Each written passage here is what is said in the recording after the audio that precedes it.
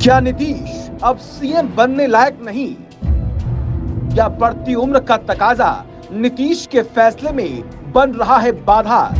सुशासन बाबू को लेकर अब तक का सबसे बड़ा खुलासा, डॉक्टर विभय कुमार झा एक्सक्लूसिव।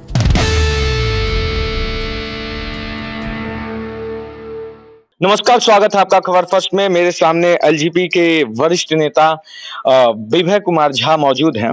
आज जानेंगे बिहार की राजनीति पे कई सवाल होंगे, कई तीखे सवाल होंगे और मौजूदा हालात को देखते हुए हम बात करेंगे। सबसे पहली बात कि जिस तरह से अभी विगत कुछ दिनों में बिहार की हालात पनपे हैं, जिस तरह से दंगा फसाद और कई सारे आपराधिक आप कह सकते हैं कि काफी अपराध बिहार में जो बढ़ गया है।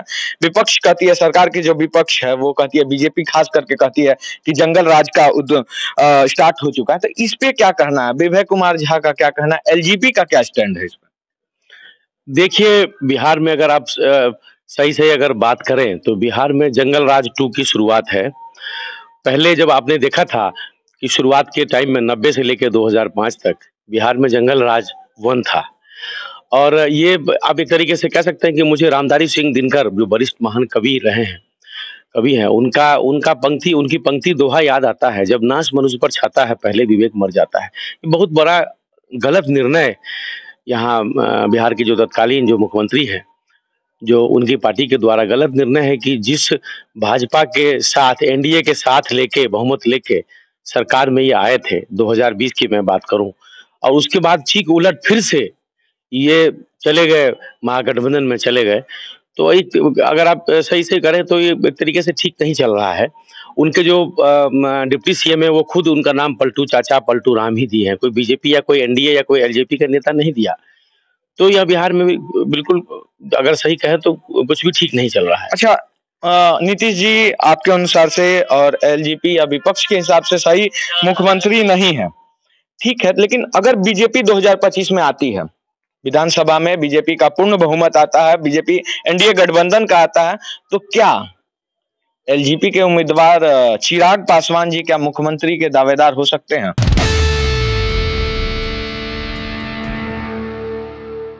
देखिए, हमने तो शुरू से, मैं अगर व्यक्तिगत रूप से अगर बात करूं तो मैं तो भाजपा के वरिष्ठ नेताओं से यही आग्रह करूंगा कि बिहार में जिस तरीके से जातीय समीकरण है, जो कास्ट कॉम्बिनेशन है, उसमें अगर हमारे राष्ट्रीय अध्यक्ष आदरणीय श्री चिराग पासवान जी को अगर मुख्यमंत्री का अगर उम्मीदवार घोषित कर दिया जाए तो बिहार में आप देखेंगे A to Z जो सभी दल सभी समाज के लोग आज भी उनके सपोर्ट में खड़े रहेंगे। आप देखते होंगे जब चिराग पासवान की कहीं भी रैली होती है, चिराग पासवान जी की कहीं भी उनका कार्यक्रम लगता है, तो एक बहुत बड़ा जो एक प्रधानमंत्री लेवल की जो भीड़ होती है, उस तरीके की भीड़ उनकी होती है। अभी 2 से 3 दिन पहले अपने मोकामा में भी देखा, अपने कुढ़नी विधानसभा में पीछे देखा, अपने मोकामा में देखा, तो हर जगह गोपालगंज में देखा, हर जगह कार्यक्रम लगते रहते हैं।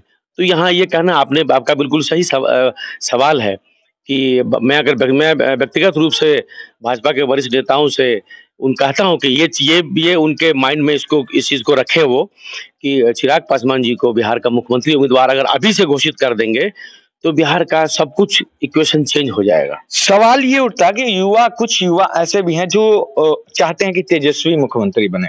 तो मैं जानना चाहता हूं कि विभय कुमार झा का क्या स्टैंड है कि what is the difference between Chirag Paswan and Tejashwi Yadav? देखिए, यहाँ पर डिफरेंस लोकतांत्रिक व्यवस्था है अपने देश में, तो जो जहाँ जनता का जिसका जहाँ मैंडेट रहेगा तो वही मुख्यमंत्री बनेगा। वो तो जाहिर सी बात है। तो सवाल ये है कि जैसे डिफरेंस का कि ऐसा क्या खास है कि तो जैसे अनुभव के अगर बात करें तो चिराग जी की उम्र ज्यादा है ही।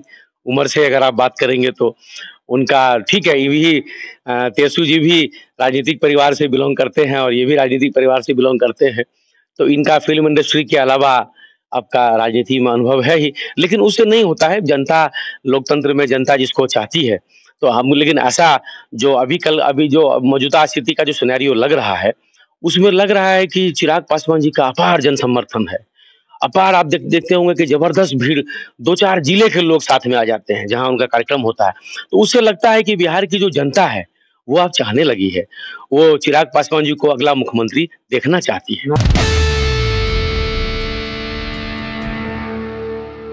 मौजूदा सुशासन बाबू की अगर हम बात करें तो चिराग जी जिस तरह से हो गए हैं कि राजनीतिक बैकग्राउंड से हैं, तेजस्वी यादव राजनीतिक बैकग्राउंड से है, तो नीतीश जी का क्या स्टैंड है? वो क्यों नहीं अपने बच्चे को प्रमोट करते हैं, राजनीति में नहीं कर पा रहे हैं?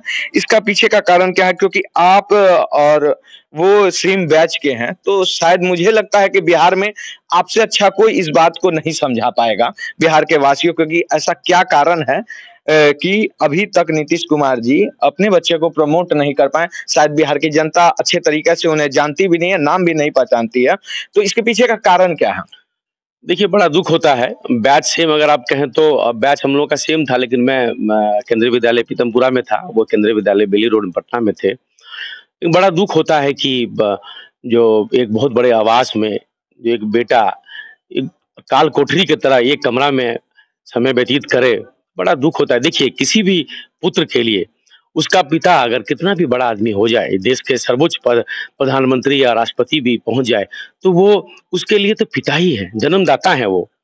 लेकिन अगर अगर किसी के पिता अगर ये उसको वो एहसास दिलाने लग जाए कि मैं तुम्हारा भी मुख्यमंत्री हूँ, मैं तुम्हारा भी ये हूँ, तो यहाँ पर यही देखने को मिलता है। तो बड़ा दुख होता है कि उनको एक इतने बड़े आवास में अलग-थलग कहीं भी वो दिखते नहीं है। बिहार में आप देखते होंगे कि और भी राजनीतिक दल हैं, जो उनका दूसरी पीढ़ी जो है किस तरीके से काम करती है। ऐसा नहीं है कि क्षमता तो देखिए एक अनुभव से, एक काम करने से कोई भी वर्किंग एक्सपीरियंस या कार्य क्षमता बढ़ती है। तो कोई भी आदमी अगर घर में अगर बैठा रह जाए, कोई बड़ी क्षमता वाला भी अगर घर में बैठ जाए, तो सब कुछ डिस्ट्रॉय हो जाता है, वो स्पॉइलिंग की तरह चला जाता है, उसका हर तरीके से गड़बड़ हो जाता है। तो उनको इस तरीके अब हमें समझ नहीं आता कि वो इस तरीके से, लेकिन बिहार की जनता अब ये जान चुकी है इसलिए कि उनका जो मंसूबा है वो ठीक नहीं है। तो जो आदमी अपना बेटा को इस तरीके से कर रहा है, जो आदमी अपने बेटा को बेटा नहीं समझ रहा, वो क्या बिहार की जनता का होगा क्या? मैं आपको बता देना चाहता हूँ कि वही वाली बात जब रामधारी सिंह दिनकर जी की जो उनका दोहा मुझे ध्यान आता है कि जब नाश मनुष्य पर छाता है पहले विवेक मर जाता है। देखिए, परिवार बहुत जरूरी है, राजनीति है ही। आप जनता की सेवा कर रहे हैं, आप देश की या प्रदेश की सेवा कर रहे हैं, लेकिन परिवार में ही अगर आपसे कोई खुश नहीं है, अगर आपके बेटा बेटी आपकी पत्नी अगर खुश नहीं है, तो आप समझिए कि आप किस बात के पिता हैं, आप क्या हैं आप? तो मैं आपको कहना चाहता हूं आपके चैनल के माध्यम से कि जो आदमी अपने बेटा का नहीं हुआ वो कैसे बिहार का होगा। मैं आपको अब आपको एक भविष्यवाणी करना चाहता हूं कि आने वाले समय में बिहार की जनता समझ चुकी है, पटना के बेली रोड में इनका कुर्ता पजामा ना फाड़ दे तो मेरा नाम बदल दीजिएगा आप। अच्छा, मतलब आप कहना चाहते हैं कि नीतीश कुमार जी कहीं न कहीं अपने बच्चे को मतलब दाब कर रख रहे हैं। बच्चे क्यों, एक ही उनका एक ही संतान है। हाँ, उसको एक ही मतलब बच्चा दाब के है। दुनिया के सामने नहीं आने दे रहे हैं, उसका टैलेंट को एक्सपोज़ नहीं कर कहीं पा न रहे कहीं हैं। तो इसके ये भी हो सकता है, कहीं न कहीं उनको लगता है कि जो उनका राजनीतिक करियर है, कुछ न कुछ उनको वो जान रहा है उनका बेटा। आखिर क्या रीज़न है आप बताइए ना, कि कहीं भी उनके बारे में मैं भी जब कुछ दिनों पहले उनसे मिलना चाह रहा था तो मुझे मिलने नहीं दिया गया। हमने कहा ठीक है, तो क्योंकि हम जानना चाह रहे थे कि एक युवा हैं, हम लोग हम उम्र हैं, बिहार को किस तरीके से क्या देखना चाह रहे हैं, बिहार को क्या अपना डेवलपमेंट की अपनी उनकी क्या दृष्टि है। मुख्यमंत्री के लगातार इतने दिनों से जिनके पिता इतने बड़े पद पे रहेंगे, तो उनको बेटे का भी विज़न उस तरीके से होता है, वो तो थोड़ा सीख लेता है, जो साथ-साथ जो रहेगा, जिस माहौल में जो लोग रहेगा। तो उनको आखिर क्यों उनको अलग-थलग रखा गया, ये समझ से परे है। मैंने कई सारे नेताओं का नाम नहीं लूँगा, लोग आग्रह किया था कि मुझे एक बार मिलना चाहता हूँ पर्सनली, लेकिन कहा कि उन लोगों ने मिलने नहीं दिया। तो लेकिन ये कहीं न कहीं इस चीज़ की बू आती है कि आखिर क्या बात है कि बेटा को अलग-थलग रखा और बाहर ये इमेज है कि वो नालायक है, बेटा गलत काम करता है, गलत ये करता है। तो लेकिन मैं इस बात से सहमत नहीं हूँ।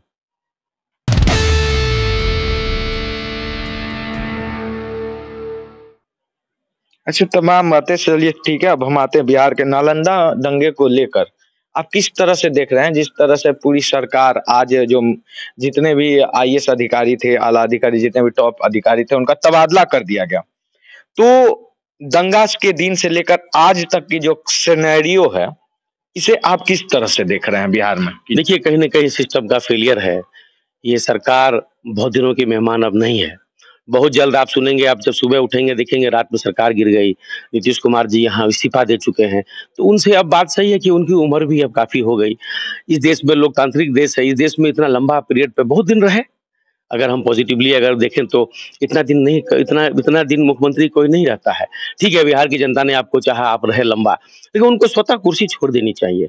कुर्सी का मोह, तेजस्वी जी कहते हैं कुर्सी कुमार, उन्होंने नाम दिया पलटू चाचा। तो खुद भी उनका उनका जो इमेज है, वो जो एक इमेज था, हम लोग जब दिल्ली विश्वविद्यालय में पढ़ते थे, तो एक बहुत बड़ा उनका इमेज खड़ा हुआ कि बिहार में सुशासन बाबू हैं, बिहार में नीतीश कुमार आ गए। क्योंकि जिस तरीके से बिहार का सिनेरियो था, वहाँ पर लालू जी जिस तरीके से बात करते थे, लोग हमसे भी ऐसे ही बात करने लग गए थे, उन्हीं के टोन में, कि वो सोचते थे कि बिहार में ऐसे ही बोलते हैं, बिहार में लोग छोटे-छोटे रिक्शे वाले, छोले वाले, काम वाली, तो वही लोग निकले थे। लेकिन उसके बाद जब मेजर माइग्रेशन हुआ, बिहार के लोगों ने दिखा दिया पूरी दुनिया में, देश दुनिया में दिखा दिया। आप देखिए पूरे ब्यूरोक्रेट पूरे अपने बिहार के ही हैं, अधिकतर होते हैं। आप देखिए कि पूरे के पूरे जो मीडिया पर्सन हैं, टॉप पोजीशन पे सब बिहार के ही हैं। तो कहीं न कहीं बिहार तो हमारे हमारे नेता आदरणीय श्री चिराग पासवान जी बार-बार कहते हैं कि ब बिहारी तो बहुत अच्छा कर रहा है, बिहारी तो हर जगह देश दुनिया में अपना नाम कर रहा है। बिहार क्यों नहीं डेवलप हो रहा है? एकमात्र कारण है, यहाँ मुख्यमंत्री बदलना बहुत ज़रूरी है। बिहार में नीतीश कुमार जब चेंज हो जाएगी, उनका उनका विज़न बिल्कुल चौपट हो चुका है। अंधेर नगरी चौपट राजा वाली हाल है। वोट कहीं से ले लेते हैं, किसी नाम पे बात कर लेते हैं, मिल किसी के साथ चले जाते हैं। एक बार सुबह का भूला अगर शाम को आया तो उसको भूला नहीं कहते। एक बार 13 में 14 में गए, 17 में आ गए, ठीक है, सबको समझ में आया। फिर दोबारा वही गलती की। तो अब जानबूझ के गलती है या कोई इनको थोप रहा है, लेकिन आने वाले समय में आप देखिएगा पूरा का पूरा सिस्टम फेलियर है। नालंदा वाली बात आपने की। चिराग जी का अगर मौका मिले और वो अगर बीजेपी उन्हें 2025 में मुख्यमंत्री का मॉडल बनाती है, मुख्यमंत्री बनते हैं, तो मैं जानना चाहता हूँ कि एलजीपी का, क्योंकि आप एक एलजीपी के वरिष्ठ नेता हैं, तो मैं ये जानना चाहूंगा एलजीपी का मॉडल क्या है, किस तरह से बिहार को देखती है, देखिए अब किस तरह से आप, अगर आपको मौका मिले, एलजीपी को मौका मिले, चिराग जी को मौका मिले, तो वो किस तरह से इस चीज को देख रहे हैं, आप किस तरह से बिहार को प्रगति के रास्ते पे ले जाएंगे? ठीक बात, हमारे नेता ने पहले ही स्पष्ट कर दिया कि उनका एक विजन है कि बिहार फर्स्ट, बिहारी फर्स्ट। उसमें सब कुछ अगर आप देखेंगे, उसका जो आप विजन देखेंगे, बिहार फर्स्ट, बिहारी फर्स्ट, उसमें सब कुछ उन्होंने समावेश है एक तरीके से। सब कुछ वो काम करना चाह रहे हैं, उनका एक विजन है। वो बिहार को उस रास्ते पे ले जाना चाह रहे हैं, जहाँ इस देश में उनका उनका उन्हीं का मैं आपको बताता हूँ, उन्हीं का ये कहना है कि जब देश आज़ाद हुआ 1947 में, जो अधिकार पंजाब का है, जो अधिकार हरियाणा का है, जो अधिकार दिल्ली का है, जो तेलंगाना तो बाद में बना, जो आंध्र का है, जो कहने का मतलब जितने अपने देश में 28 राज्य है, उतने भी अधिकार एक बिहार का भी है। लेकिन बिहार क्यों धीरे-धीरे बिहार जो पिछड़ता चला गया? कहीं न कहीं नेताओं की दूरदर्शिता, नेताओं की कमियाँ, नेताओं ने ध्यान नहीं दिया। मैं तो पीछे कई बार बोला है अपने बाइट और इंटरव्यू में, यहाँ के नेताओं की वजह से ही बिहार पिछड़ता चला गया। अगर अगर आपकी कोई रेलगाड़ी है, अगर कोई इंजन ही अगर इधर-उधर कर जाए, तो पटरी का क्या हल होगा?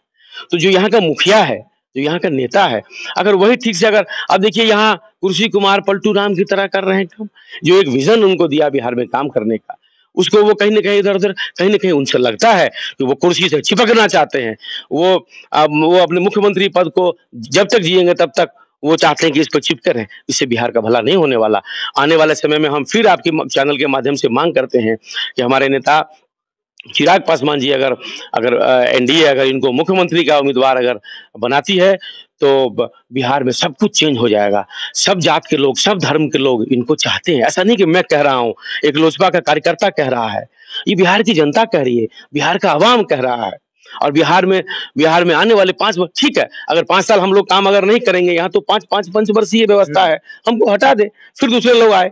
लेकिन एक बार हम यही कहेंगे कि एनडीए में जो बड़े नेता हैं, उनको विचार करना चाहिए कि मुख्यमंत्री के कहने अभी समय है, अभी थोड़ा जल्दीबाजी, लेकिन अभी इसमें हम लोग मांग करते हैं कि कार्यकर्ता के तौर पे, तो बिहार में फर्क दिखने लग जाएगा।